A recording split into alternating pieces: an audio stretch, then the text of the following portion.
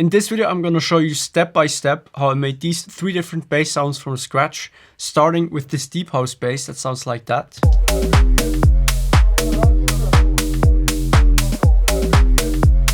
After that, I will move on to this more old school analog sounding bass sound that sounds like that.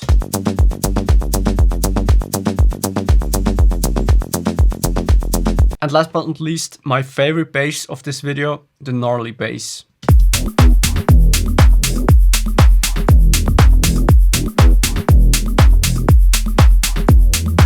So let's dive right into it. So for the first deep house bass, I already prepared a drum loop as well as a MIDI clip with the notes for the bass in it. And for this technique, I will use FM synthesis with the Ableton operator. So let's load up Ableton operator.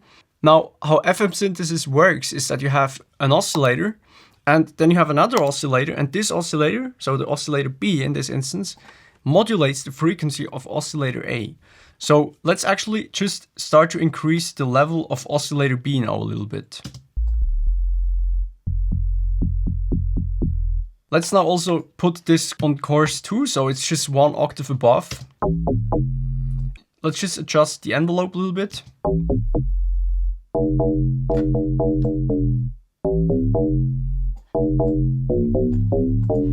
Let's also use the filter right here, but let's actually set that to low cut and set it to 80 Hertz. And the reason for that is because I'm gonna duplicate this track right here and I'm gonna create a sub bass which plays exactly the same notes. So I don't want to have the sub bass played by this deep house bass right here. Now you can also add more complexity, of course, with adding these oscillators on top here. And sometimes this also makes sense a little bit because you just want to use them for the attack. So you just make the envelope very short. Now to increase the attack even further, you can actually also add a pitch envelope right here. So let's activate that. So now let's actually send this bass into a reverb channel. I already prepared a reverb right here. But I will actually also cut away the lower frequencies on that because I don't want to have any lower frequencies on my reverb which could collide with the bass itself. So I will set a low cut to 400 Hertz and I will send this bass slowly into the reverb and hear how that sounds like. Alright, so now let's actually duplicate this track right here and let's call this sub bass. And on here, I'm gonna remove, of course, the reverb. And I will also just load up a new instance of operator. So now if we listen to that, we only have sub bass because it's only a sine wave playing, right? So now if you put them together, you actually have the FM synth, which plays more in the higher frequency region, and then the sub bass, which really plays everything below 100 Hertz. You can also actually double check that. If you look on a frequency spectrum here, you can clearly see that the sub bass only plays frequencies down here. If you really want to be safe, you can also just add a low cut, another one, to the FM synth. So let's do that. Let's add another low cut, let's say 100 Hertz. And you also do the same on the sub bass, but you actually do a high cut at 100 Hertz. So now let's just compress both of these bass sounds a little bit. So the sub bass, so that all notes are equally as loud. And let's copy that to the FM synth and make sure that the setting is right.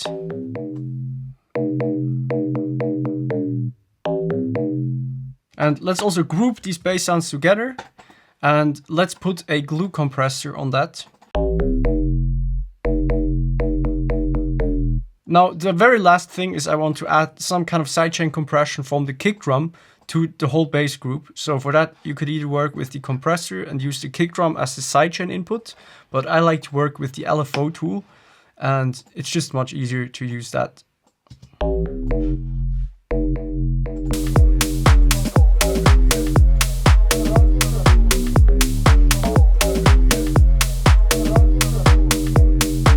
So now let's move on to the old school bass, and this time I will use analog. So this is just another really nice synthesizer by Ableton. Now on analog, you actually have 2 different oscillators. You have oscillator 1 and oscillator 2. And the first thing that I always like to do is I want to increase the volume of these oscillators because then they get fed into the filter with a higher amplitude. And the filter itself has already a built-in saturation module, and you can also change the behavior of this filter down here. So the default setting is at sim 1.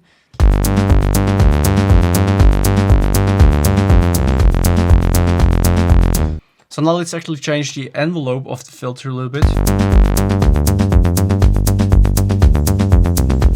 And also here you have the envelope from the amp, so just the envelope for the volume.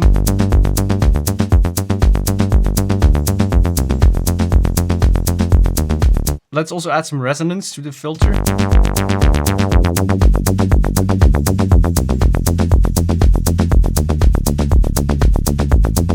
Let's add some vibrato down here.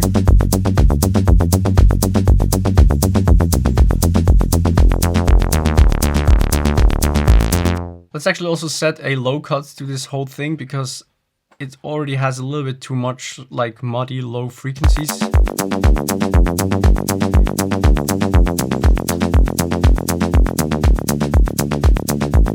So now let's actually also add a little bit more saturation to that. And let's also add a little bit of compression to that.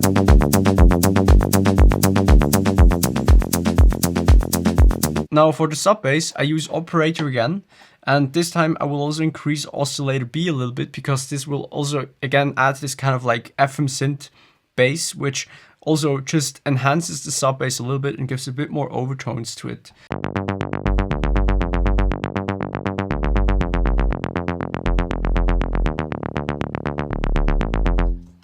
Let's add some reverb to that.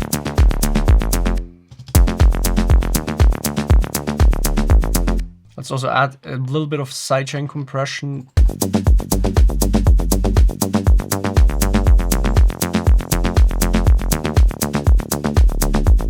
So now let's actually go over to the last bass. I think this is going to be the most fun of all of them to make.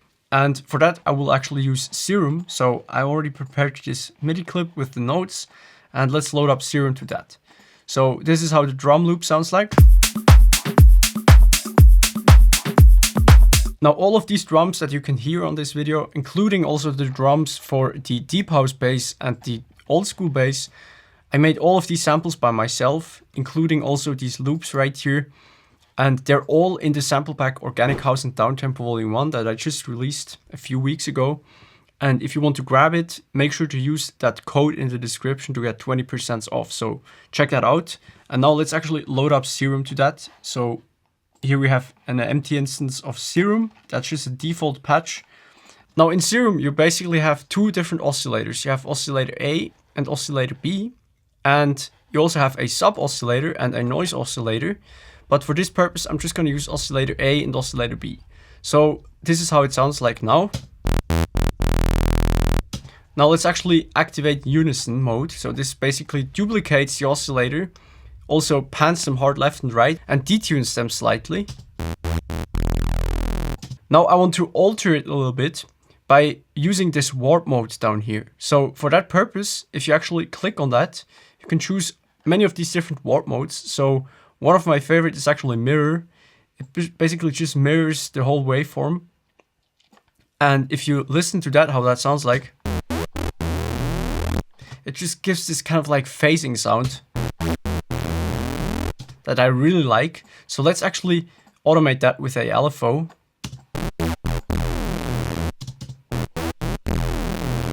Let's slow down the LFO a little bit. And let's make it a bit more complex.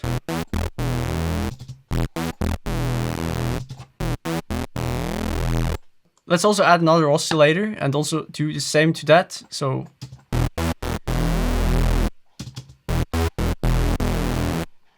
I love that sound.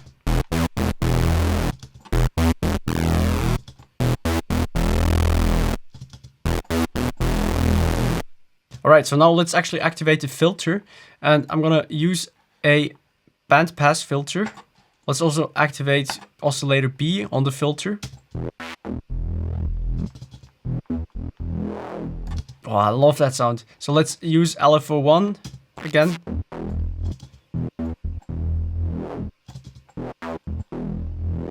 Now you can also of course mess around with these different waveforms up here. There's tons of different waveforms, and you can also alter the waveforms with the wavetable position knob. That's also a really nice thing to do. But for now, I'm just gonna keep going with that, and I will go into the FX section, and in here I'm gonna add some distortion. So here, let's actually use the diode 2. Just to make it even more gnarly, you know. After that, I want to add a bit more movement. So for that, I'm gonna go into the EQ section and make that a notching filter and just boost the gain slightly. So it looks like this. And I want to now also manipulate this frequency knob right here with the same LFO.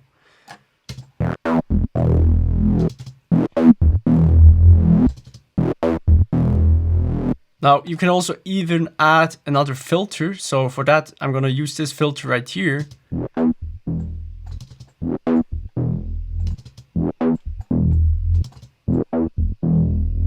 What I'm gonna do now is I'm just gonna keep going with kind of like filtering and adding more saturation or distortion.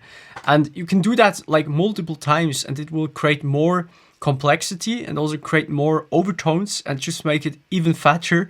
Now for that purpose, I'm actually gonna use OTT. For that, you can go into the audio effects folder, and down here in the multiband effects rack, you can see this OTT setting right here. And this is basically just multiband dynamics cranked out to the max. So it creates like more kind of like high frequencies, and also just like really squishes the dynamics quite heavily. Now I'm not gonna use it with 100%. I'm only gonna use maybe like 20%. After that, I will also add a little bit more saturation to that. What you can do is now you can actually add a equalizer. I'm gonna make a low cut right here because I don't want to have, again, any frequencies below, let's say, 70 Hertz for now, because I'm gonna add another sub bass after that. Then I will do also a high cut. And now I want to add another band that I can also manipulate like this. So for that purpose, I'm gonna use here under modulators, I'm gonna use LFO. And you can now very simply just map the LFO here to this frequency knob. So this frequency knob now automatically moves up and down. You can also adjust the depth a little bit. Right, so this does now basically that right here. So now let's add a bit more saturation.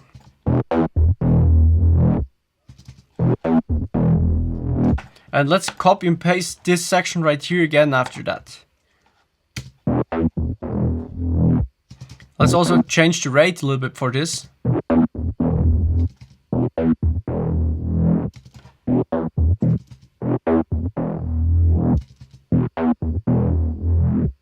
Now I'm gonna add another filter just to the top to cut off the higher frequencies a little bit.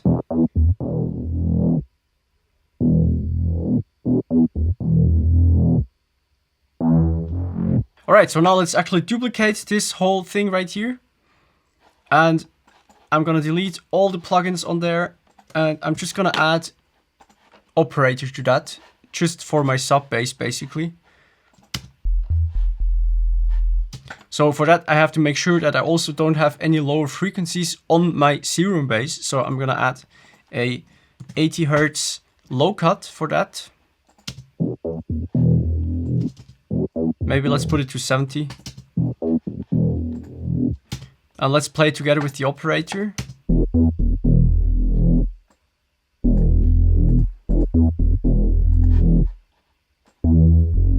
Now, what I think would be nice is if I would also have a little bit more sub bass in between these gnarly bass pads, right? So here, for example, I could add a bit more sub bass, and also here. So let's go into the MIDI clip and just duplicate this note.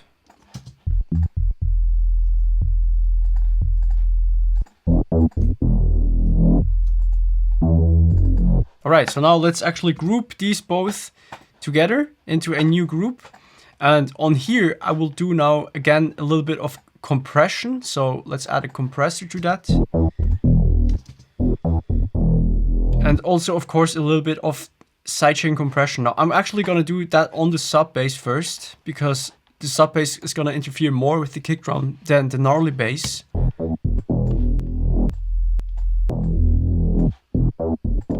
But I'm also going to add a little bit of that to the whole group.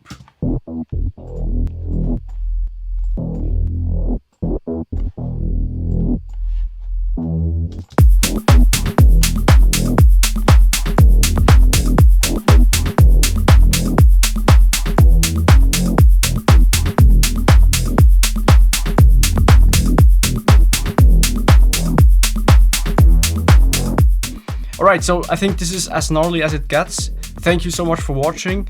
If you want to keep watching in the future, make sure to subscribe to my channel for not missing any future videos. Also check out this video right here if you're interested, and I see you there. Thanks for watching.